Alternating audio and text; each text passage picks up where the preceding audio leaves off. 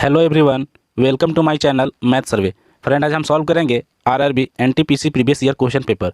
जैसा कि आप लोग देख पा रहे हैं, आज हम सॉल्व करेंगे 6 मार्च 2021 फर्स्ट शिफ्ट क्वेश्चन को सॉल्व करेंगे, जिसमें सारे मैथ क्वेश्चन को डिस्कस करेंगे और मैं उम्मीद करेंगे आप लोग भी अपनी ओर से पूरी मेहनत कर रहे होंगे। यदि आप हमारे चैनल मैथ सर्वे पर नए हैं तो चैनल को सब्सक्राइब करें, वीडियो को लाइक करें तथा दोस्तों के साथ शेयर करें।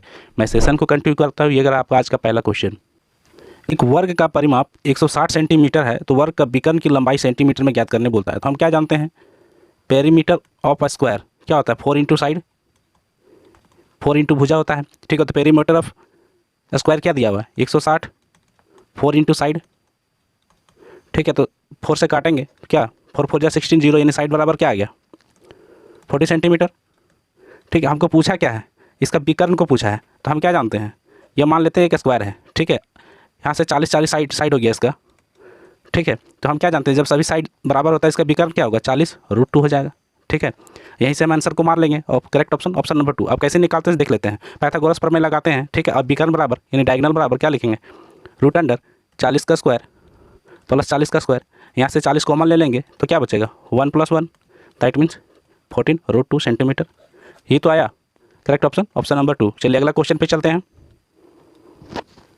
एक चतुर्भुज के 4 भुजाओं के अनुपात 4:5:6:7 है और इसका परिमाप 176 सेंटीमीटर है। तो लंबी भुजा की लंबाई ज्ञात करें। लंबी भुजा की लंबाई ज्ञात करें। ठीक है, तो हम क्या जानते हैं, हमको क्या दे रखा है, रेशियो 4:5:6:7। तो हम क्या लिख लेंगे, 4x 5x भुजा 6x और 7x। अब बोला है क्या कि इसका परिमाप क्या है, 176। तो परिमाप क्या होता है, चतुर्भुज का परिमाप चारों को साइडों का योग होता है, यानी चारों भुजाओं का जोड़। तो हम सब जोड़ देंगे तो हमको क्या प्राप्त मिलेगा, 176। तो हम यहाँ से क्या लिख सकते हैं, 4 6 10 7 17 5 22x बराबर क्या हो गया, 176।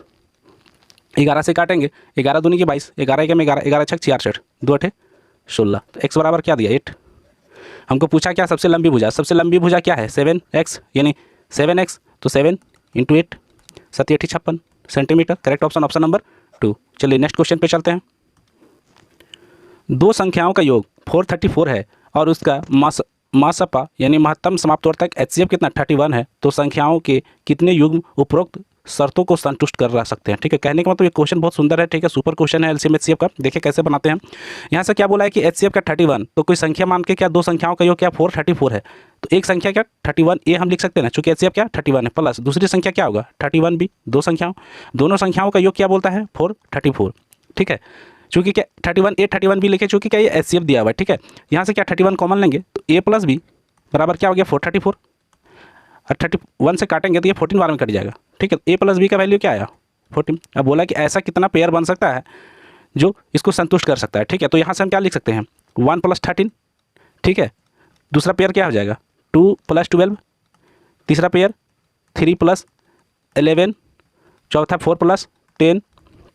पाँचवा 5 + 9। छठा 6 + 8 और सातवां क्या हो जाएगा, 7 + 7।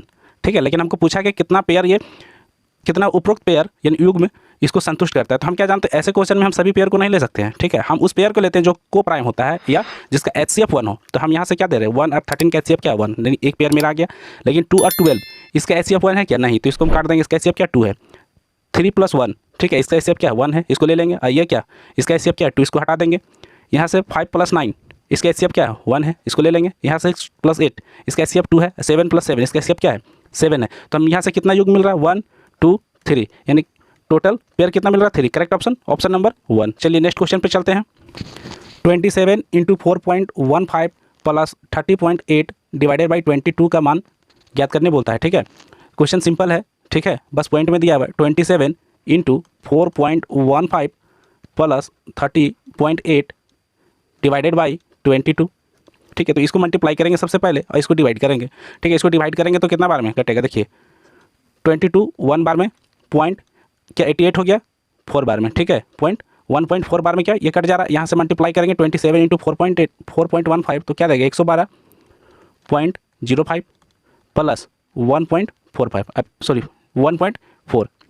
यहाँ से ऐड करेंगे तो क्या देगा 5 4 3 1 1, यानी 113.45। 113.45 कहाँ दिख रहा है, ऑप्शन नंबर 3। चलिए correct option number 3। Next question पे चलते हैं। यदि x की पावर 4 प्लस 1/x की पावर 4 इक्वल टू 322 और x ग्रेटर देन 1 है तो x माइनस 1/x का मान ज्ञात करने बोलता है। ठीक है, तो हम क्या जानते हैं, x की पावर 4 प्लस 1/x की पावर 4 बराबर p मान लेते हैं। तो यहाँ से क्या देगा, x² प्लस 1/x² बराबर क्या होगा, अंडर रूट p प्लस 2। ठीक है, तो यहाँ से p बराबर क्या वैल्यू दिया है, 322। तो यहाँ से हम क्या कर सकते हैं, 322 प्लस 2 क्या दिया, 3 अंडर रूट 324। इसका वैल्यू क्या होता है, 18, यानी इसका वैल्यू क्या आ गया, 18 आ गया। तो हमको पूछा है क्या, किसका वैल्यू, x माइनस 1/x का वैल्यू पूछा है।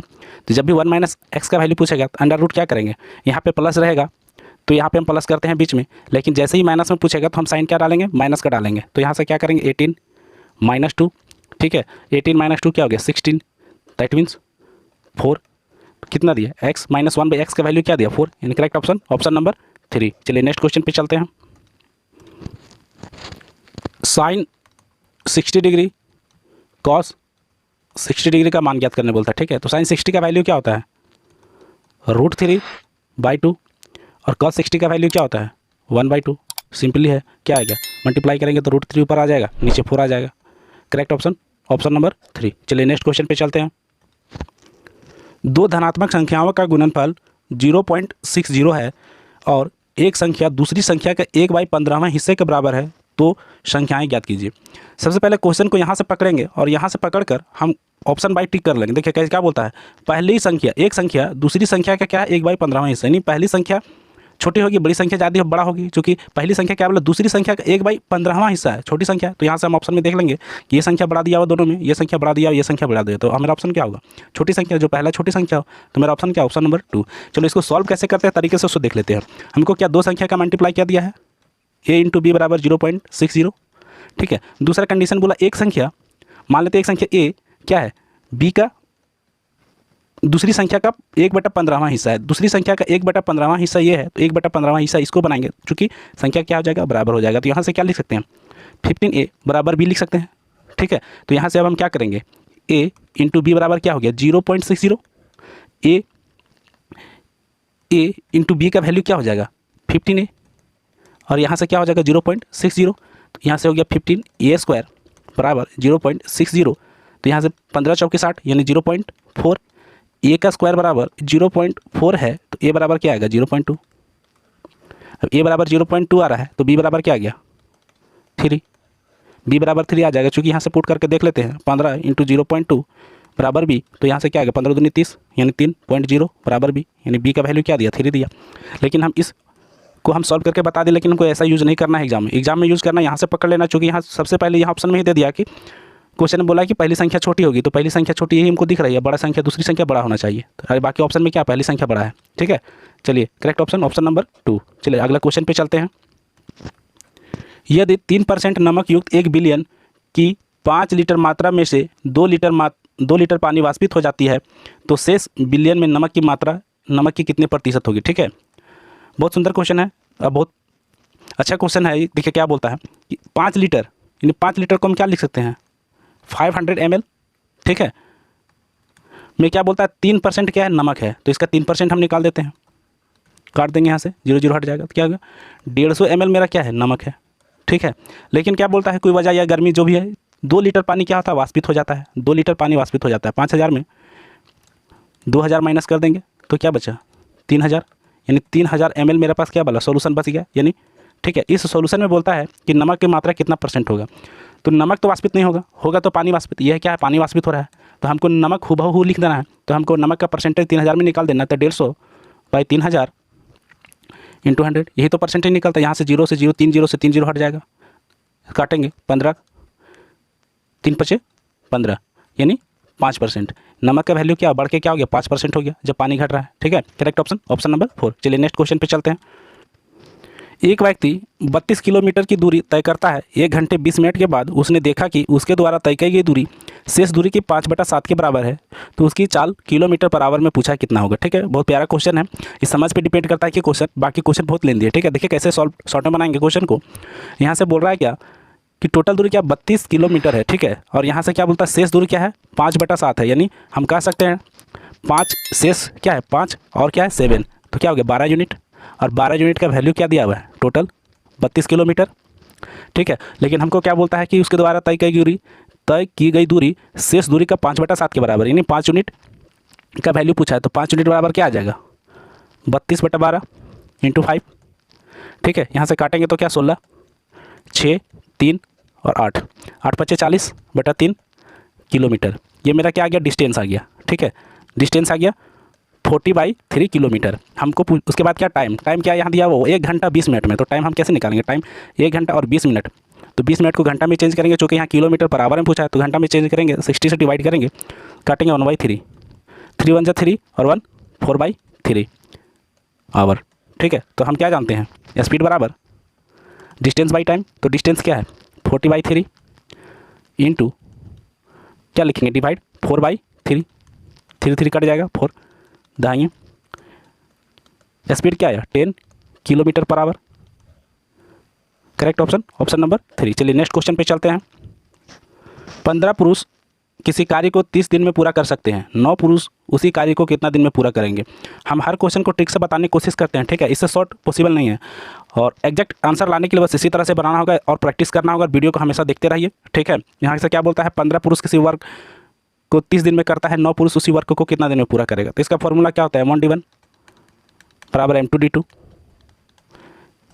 कितना मेन है 15 आदमी कितना दिन में कार्य करेगा 30 दिन में, 9 आदमी इस कार्य को x दिन में करेगा। ठीक है, यहाँ से काटेंगे कितना 3 3 9 3 × 5 = 15, 3 दहाइए 30, तो क्या है x बराबर 5 दहाइए 50 दिन। ठीक है, करेक्ट ऑप्शन नंबर 3। चलिए नेक्स्ट क्वेश्चन पे चलते हैं।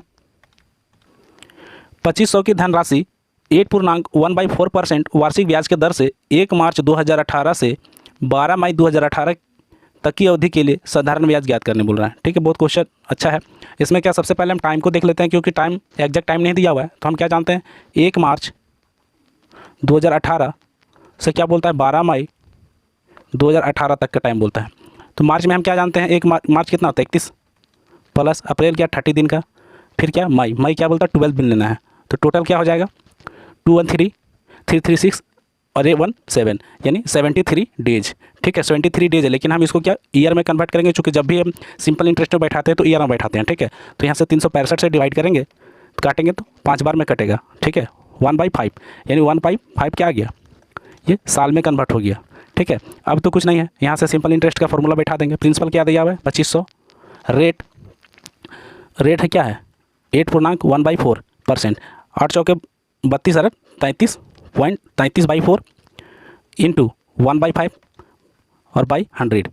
ठीक है, तो यहाँ से क्या 0000 हट जाएगा, 5 से काटेंगे 25 25, तो सिंपल इंटरेस्ट क्या आ गया 33 25 165/4, 4 चौके 16, 4 एकम 4 बचा क्या 1, 4 दूनी 8, 4 5 की 20।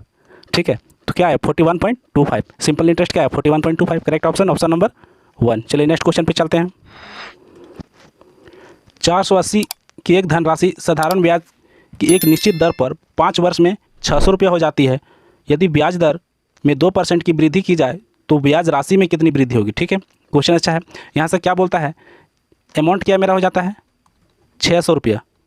ठीक है, 5 वर्ष में, और मेरा राशि क्या है प्रिंसिपल क्या है 480, दोनों को माइनस करेंगे तो क्या देगा सिंपल इंटरेस्ट SI, और SI बराबर क्या हो गया माइनस करेंगे तो क्या देगा 20 यानी 120। सिंपल इंटरेस्ट क्या आ गया 120 आ गया। अमाउंट 600 दिया हुआ है, प्रिंसिपल 480 दिया हुआ है। बोलता है यहाँ से हमको रेट पता चल जाएगा, तो रेट निकालने के लिए क्या करते हैं सिंपल इंटरेस्ट 120, प्रिंसिपल कितना 480, रेट टाइम क्या दिया हुआ 5 साल बाई 100। यहाँ से क्या काटेंगे 0 से 0 हट जाएगा, 5 दूनी की 10 और 2 24 से 48। ठीक है, 24 से काटेंगे 120 को तो कितना बार में कटेगा 5 बार में, यानी रेट बराबर क्या हो गया 5%। लेकिन हमको पूछा क्या कि यदि ब्याज में 2% का वृद्धि कर दिया जाए, तो ब्याज रेट में 2% वृद्धि कर दिया जाए तो क्या रेट बराबर क्या हो गया 5 + 2 बराबर क्या 7%। 7% में क्या आ रहा है मेरा सिंपल इंटरेस्ट कितना वृद्धि हो रहा है, प्रिंसिपल क्या 480, रेट 7, टाइम 5 साल बाई 100, 0 से 0 हटा देंगे, 5 दूनी की 10, 2 से काटेंगे 24 बार में, 24 7 क्या आ गया 168। 24 7 168, ठीक है। पहले मेरा क्या था, 120 सिंपल इंटरेस्ट था, और अब क्या रहा 168। दोनों में बोल रहा है क्या कि कितनी राशि का वृद्धि हो रहा है, तो दोनों में माइनस कर देंगे तो क्या देगा 48। यानी राशि में वृद्धि क्या हो रहा है 48। Correct option option number 4। चलिए नेक्स्ट क्वेश्चन पे चलते हैं। वह बड़ी से बड़ी लंबाई ज्ञात कीजिए जिसका उपयोग करके 24 मीटर, 32 मीटर और 42 मीटर की लंबाइयों को पूर्णतः मापा जा सके। ठीक है, जब भी बड़ी से बड़ी लंबाई या बड़ी से बड़ी संख्या की बात किया जाए जिससे सभी को मापा जाए तो हम क्या निकालते हैं, HCF निकालते हैं। ठीक है, हम HCF को निकालेंगे। तो यहाँ से हमको क्या दिया हुआ HCF निकालना आप लोग जानते ही हैं, 24, 32 और 42। इसका HCF क्या होगा, हम यहाँ से कॉमन लेंगे तो क्या देगा कॉमन 2, तो यहाँ से क्या आ गया 12, यहाँ से 16, यहाँ से 21। अब यहाँ पे कोई कॉमन आ रहा है क्या, कुछ नहीं। 3 लेते तो 16 बच रहा है और 2 लेते तो 21 बच रहा है, यानी कोई कॉमन नहीं आ रहा है। तो मेरा कॉमन क्या आया 2 ही आया।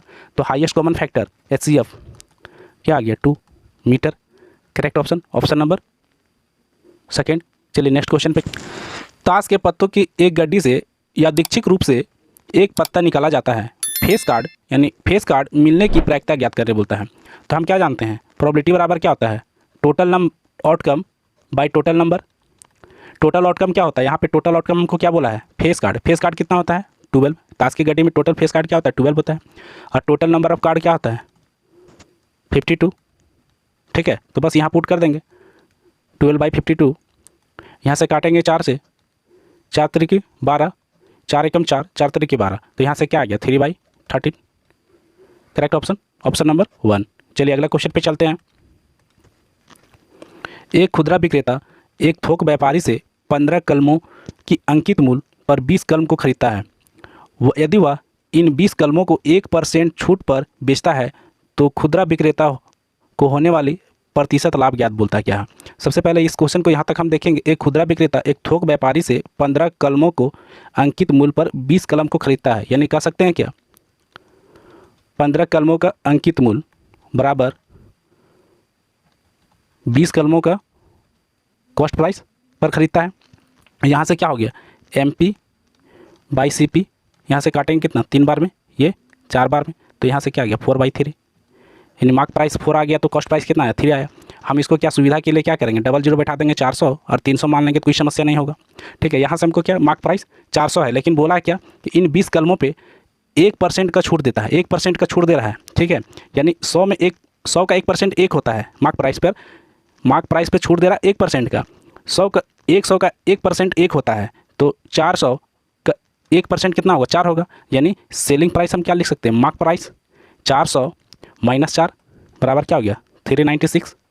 तो यहाँ से हम प्रॉफिट क्या मेरा निकल गया, सेलिंग प्राइस 396 - 300 बराबर क्या आ गया 96। ये क्या मेरा प्रॉफिट आ गया। लेकिन हमको पूछा क्या लाभ प्रतिशत, प्रॉफिट परसेंट, तो प्रॉफिट परसेंट का हम क्या जानते हैं, प्रॉफिट बाय कॉस्ट प्राइस 300 × 100। यहाँ से डबल जीरो हटा देंगे, 3 से काटेंगे, 3 3 जा 3 2 जा, यानी प्रॉफिट परसेंट क्या आ गया 32%। Correct option option number 3। चलिए मैं सेशन को यहीं कंप्लीट करता हूँ। Thanks for watching my video.